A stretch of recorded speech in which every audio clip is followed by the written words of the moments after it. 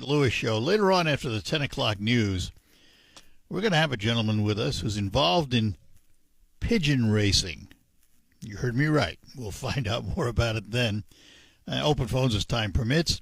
At 11 o'clock, paintball will be the subject of focus. But for this hour, I haven't hit my head, but I'm still seeing stars.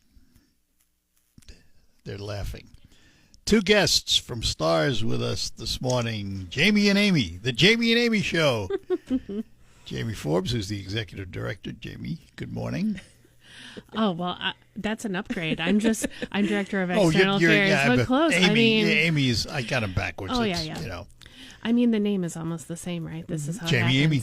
Good morning. How are you this morning? Good. And you tell everybody what you do.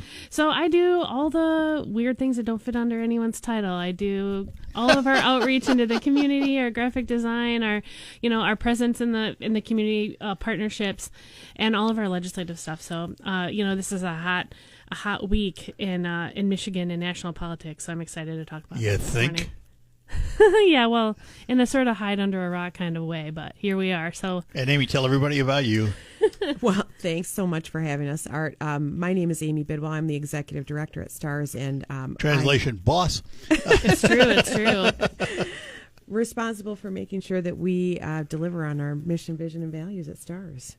Yeah, very good, very good. Well, since you brought it up, yeah, we have a sort of extension of the Michigan budget by a week, in which they plan to sign a budget. They say they'll have one by the end of the week.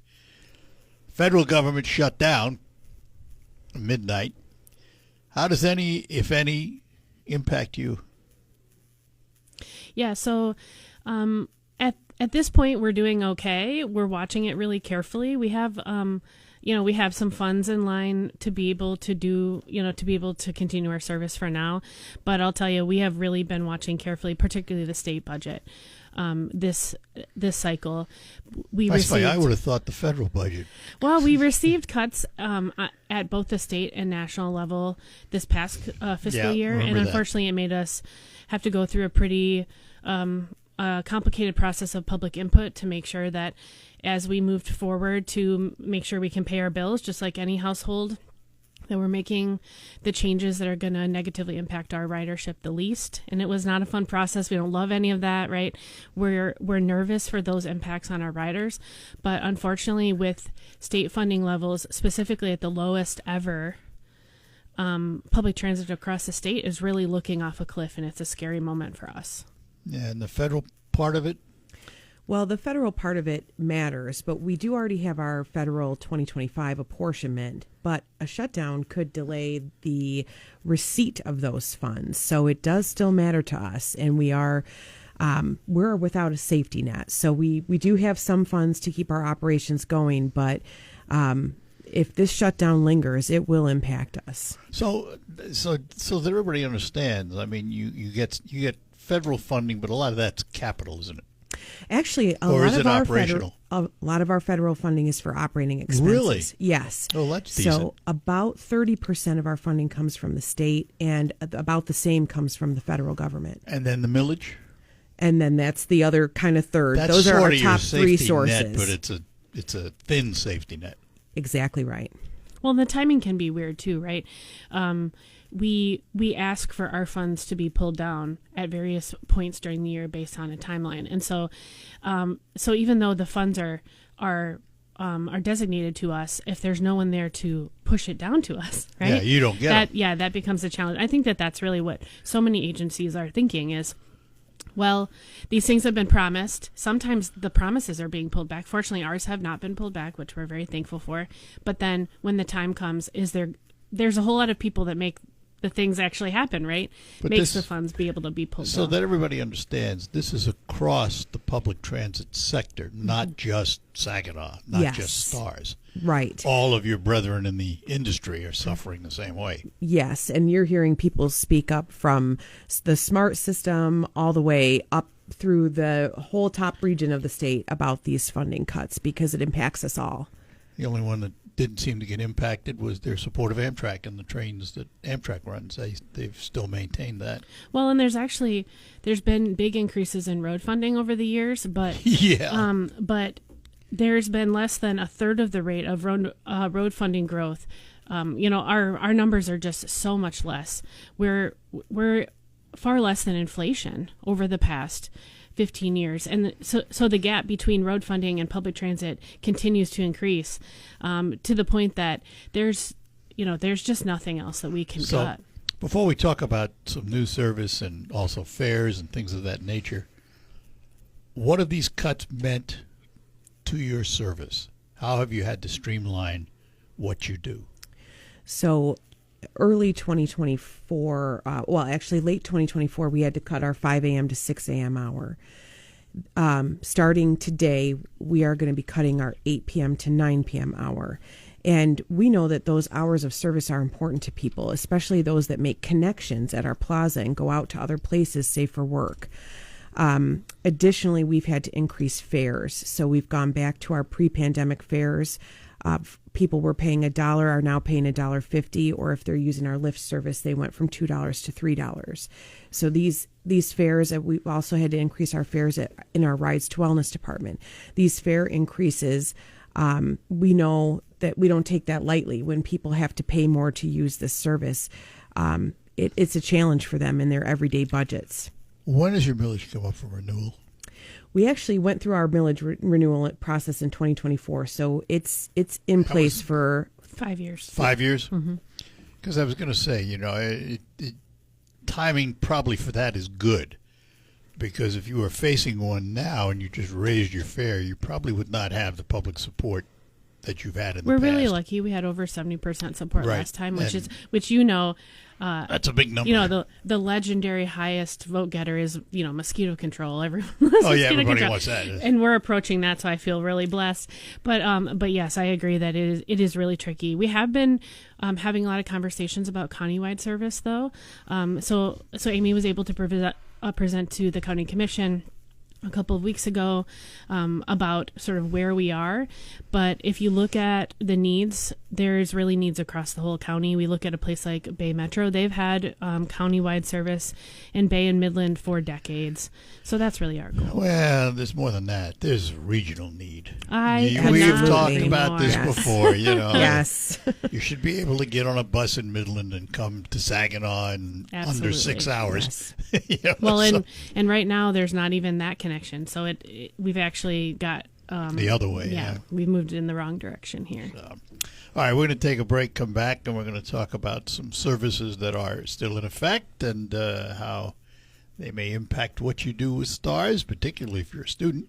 We will have more to come after these notes. It's been 40 years and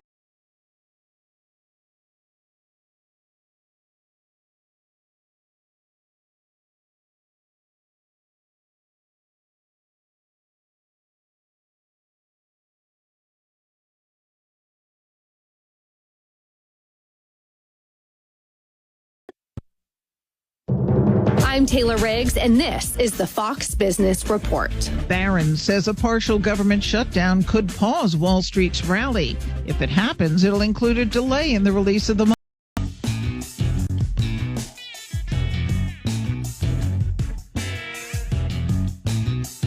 All right, we're back with you here on WSGW. In studio with us is Amy Bidwell, who's the Executive Director of STARS, the Regional Transportation System in Saginaw. And Amy Bidwell, who directs development and all kinds of other stuff. Everything that Amy doesn't want to do, Jamie does. It's about the way it goes. We've just spent all this time talking about the federal and the state budget and its unknowns and how there have been cuts to public transit and everything else. And you're sitting here about to tell us about free service. Yeah. Let's explain this. We're so excited about the partnerships that we have with SVSU and Delta, and it's through those partnerships that we're able to offer free rides for any student or faculty on our entire service. And that's exciting. People need that transportation, and we can't wait to see how our ridership grows from this partnership. Yeah, it launches today. So anyone that's holding a Delta or SVSU staff or student ID will ride on our main line for free the entirety of the day of our service times.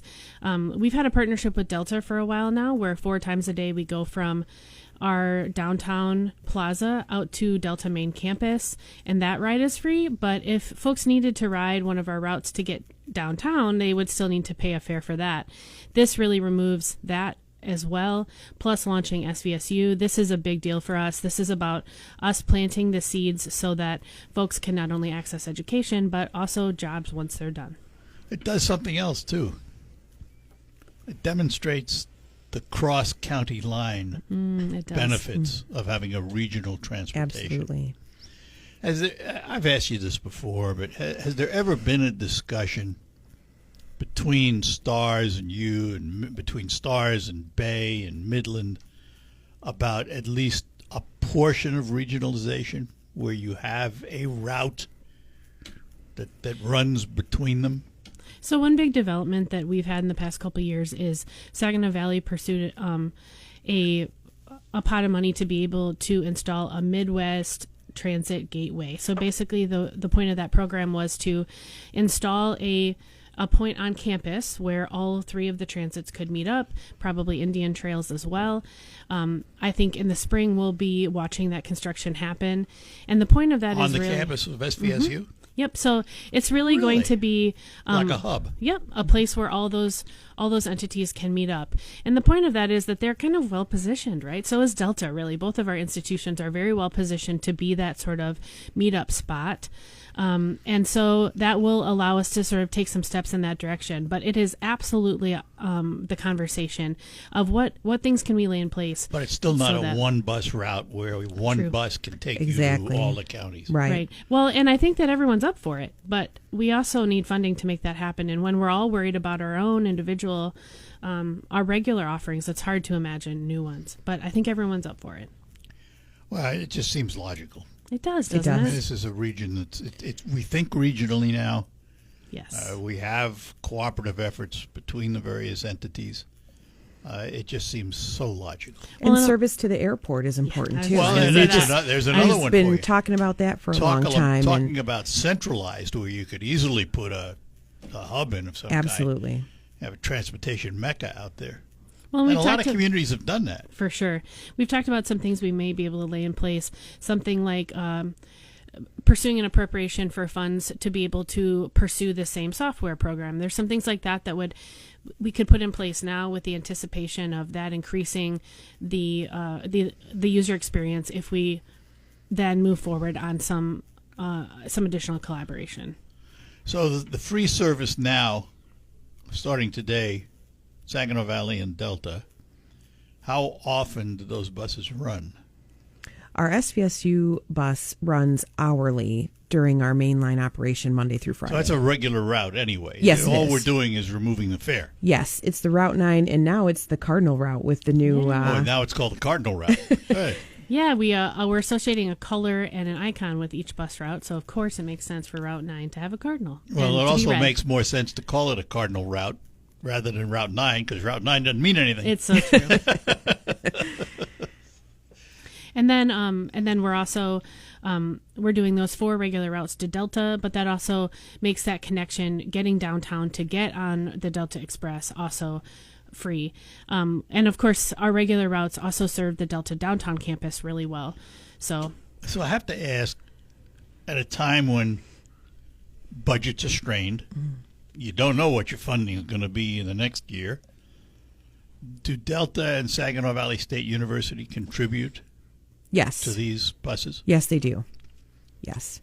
And that's part of why this is even possible, because if we weren't getting that support from them, we wouldn't be able to offer this. But this is incredible. This is an incredible partnership, and it's going to strengthen, I think, both their organizations by being able to offer this great service to their students, but it's also going to strengthen our organization by seeing our increased ridership as the students get to move around Saginaw. And really it benefits the community, because the more mobility that we see from students throughout Saginaw, the better those businesses are going to have their businesses visited. So this is I mean, in a way, this is contract service.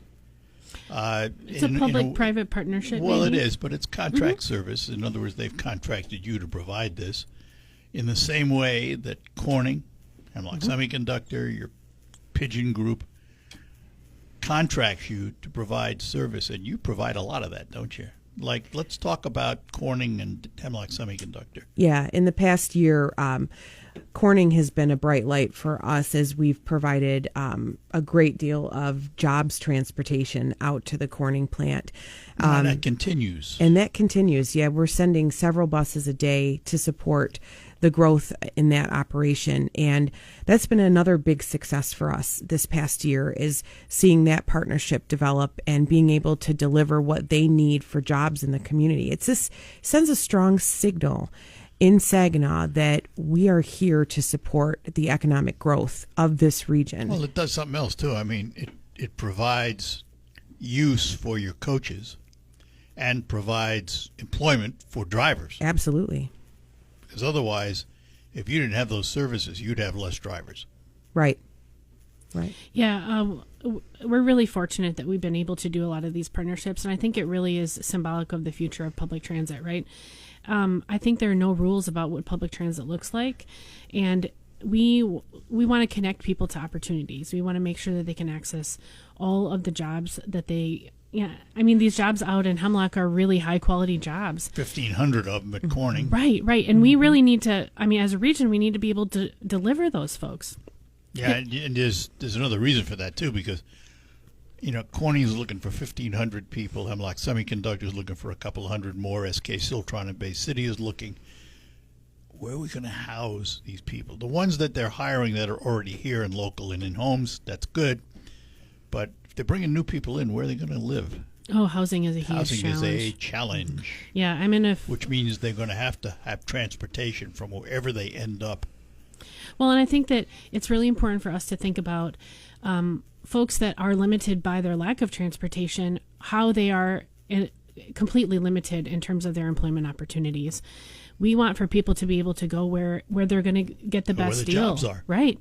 And so if they can only walk there, we have a huge swaths of our community that is never even going to imagine that they could apply for one of those good jobs at HSC. And so our goal is to make sure that people are thinking about, well, yeah, I could walk to that fast food restaurant and get a minimum wage job, or I can have a career at a long-term employer that truly invests in our community. And so I think that's really the piece that we want to help ensure. These are big, humongous investments in our region. Has there ever been that kind of service with Dow and Corteva and any of those folks? There hasn't yet, but we'd certainly be up for it. We've also had conversations with Frankenmuth over the years. This is really about making sure that folks have that reliability piece. Even if they have a car, they may not have a reliable car, and that's a real limitation too. I'd rather use your gas. Well, I'd rather take a nap on the bus, right? I'd rather watch some Netflix on the bus, There's a lot of more comfortable ways to travel than having to pay attention and drive. All right, we're going to take a break, come back with our guests. We'll be right back after these notes. The Stray Cats. Hey, man. The Lewis Show on this Wednesday morning. Talking to Amy Bidwell. She's the Executive Director of STARS, the Regional Transit System here in Saginaw. And its Director of Development, she is Jamie Forbes. And we are learning about services that they are providing and how it's structured, if you will, and some of the goods and some of the bads, and they are caught up like everybody else, waiting for government to make up its mind as to what's going to happen funding-wise. But today, good news, today they have started for students at Saginaw Valley and Delta and faculty, those with ID cards, free transportation. Where does that service run from? Where is Route 9 now, the Cardinal route? Where does it start and end? So all of our mainline routes start at the plaza and downtown Saginaw. And yes, SVSU is actually the last stop on the Route 9 before they turn around and come back. So that's at 615 Johnson. That's 2 blocks to the east of the Dow Event Center. And where does that route take them? So so the 6 and the 9 cover the Saginaw Township, Kochville Township area, Bay Road, and Tidwawasee. Okay. Basically, a lot of our routes are kind of so the 6 goes one way around the sort of path, and the 9 goes the opposite way. The intention there is that when you look at the actual travel, it can bring travel times down quite a bit. So these are actually fairly direct routes. They go straight up Bay Road, for example. Yeah. One of the most important notes, if you're a student at SVSU, is that you can easily get to Walmart from that Route 9. So if you get on at SVSU, then very next stop is the Walmart stop. And that's our second most popular stop on Route 9 is Walmart, second only to SVSU. Well, that's good. We've been working with Kochville Township lately, too. It looks like they're going to be installing a couple of new shelters out in that area. And just in general, I think the rider amenities are going to be increasing a little bit for our riders going forward.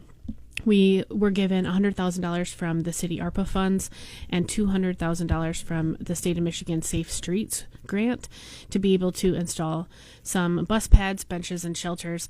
Unfortunately, that $300,000 doesn't go as far as it used to.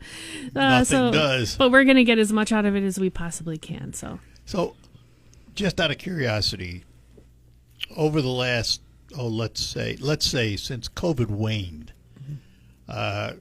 has ridership levels returned to pre-COVID levels? Actually higher than pre-COVID levels. When we looked at our 2019 numbers, our numbers from 2024 exceeded those numbers. We transported over 600,000 passengers in 2024. Oh, wow. Because I was going to ask about that. I wondered what the numbers were. Mm-hmm. About 620,000 passengers. So you've actually seen increases? Yes. And you think that trend is continuing? Well, definitely. Let me ask you this way. What impact will those reductions of the early hour and the late hour have on those numbers? Exactly right. We know we're going to see some loss of ridership because of those numbers. The other thing that we're monitoring very closely right now is some of the partnerships that we have with our Rides to Wellness program for non-emergency medical transportation.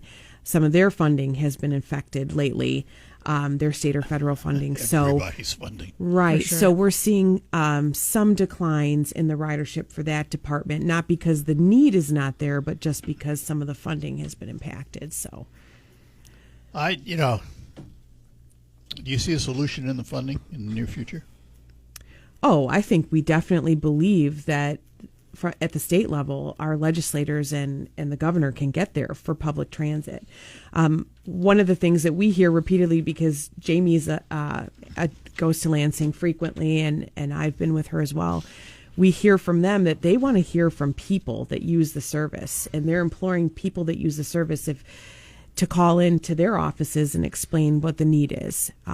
That matters. We're really lucky that we have that our legislators here in the Great Lakes Bay region really understand the needs of the people. And I think that we are continually affirmed that they get it, that they support public transit. But there's so many folks that are in need of support right now. I know that they're making tough decisions about their priorities. And so we're confident that we're going to get there, and we will keep advocating. But yeah, we definitely hope that folks in the community will advocate for us as well. Well, you had a champion in Congress, particularly when it came to Capitol, and that was Dan Kildee. We did. Dan Kildee really saved us. He helped us fund 17 vehicles, the big, beautiful buses that you see out on the road. Those would not be possible without Congressman Dan Kildee. That was pursued through an appropriation, and we simply would not have been able to ever fund that without him. Did that allow you to sell off the old fleet? Were you able to sell some of the old stuff? Yes, we were, and we're still in process of actually right-sizing our fleet right now. So, yes. I mean, those buses are almost $700,000 a piece. To give some context, our budget's around $11 million a year. We have 17 of those big buses.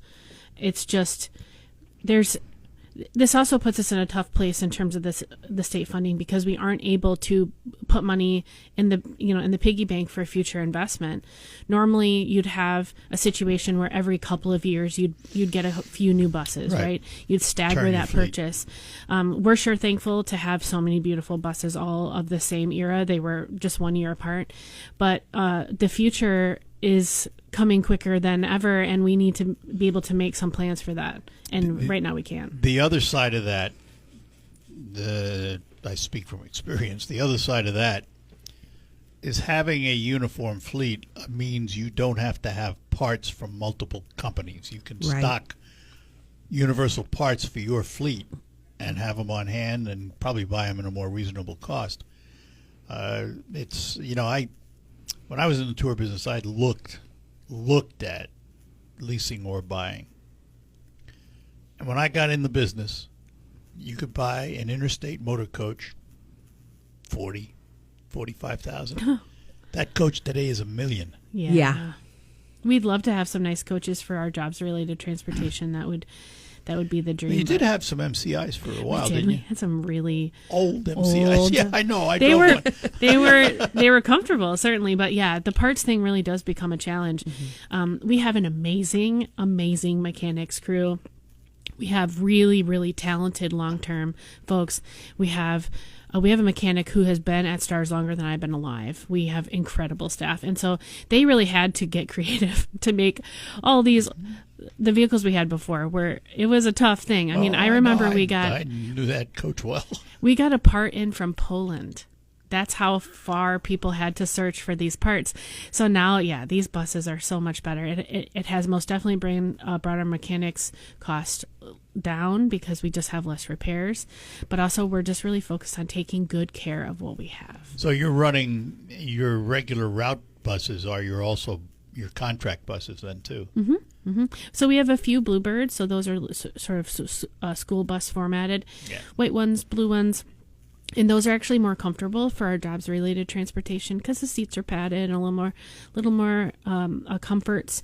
So we take those a lot, and then we mostly keep the Gilligs, which are the big, typical transit buses on our bus routes. We also use those for some special travel as well. And then our lift vehicles are all smaller, sort of the mini bus formats, all the way down to vans with lifts, which is primarily what we use for Rides to Wellness.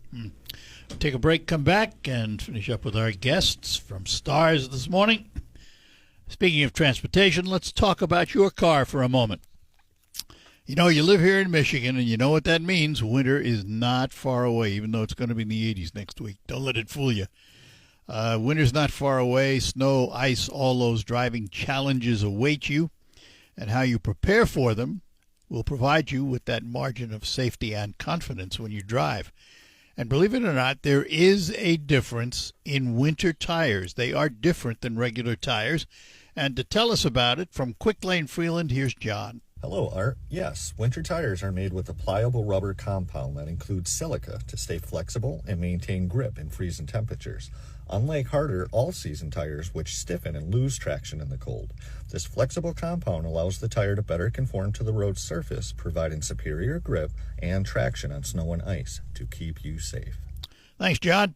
Stop in to Quick Lane Freeland today. Have your tires checked. Take a look at the winter tires. And while you're there, I think I'd also have my cooling system checked to make sure it's prepared for the winter. Remember, too, that McDonald Ford has all the new Ford models available and a range of quality pre-owned vehicles for any budget. Quick Lane and McDonald Ford, two names standing ready to serve all your automotive needs. And remember this, those winter tires or any tire you can buy at Quick Lane for just $5 over cost. Gotta go.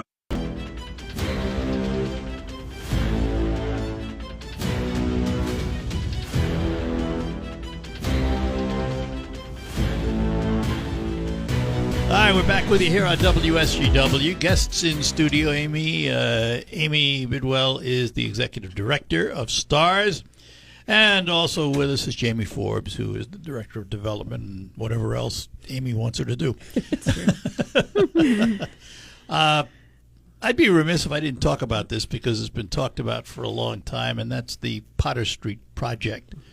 I have to believe, at least financially for now, it's kind of on the side, at least the Stars portion of it. There are people still working on it, and doing a pretty good job of at least sealing it up for the winter. But what do you see as its future? Yeah, I think it's such a neat project, and definitely something that we've had lots of hope that we could do, but funding is not there right now for that type of project. And we know that we were going to need significant state and federal funding in order to renovate and rehab the area at Potter Street. So you are correct, Art, that we do have to set that aside right now. It's not to say that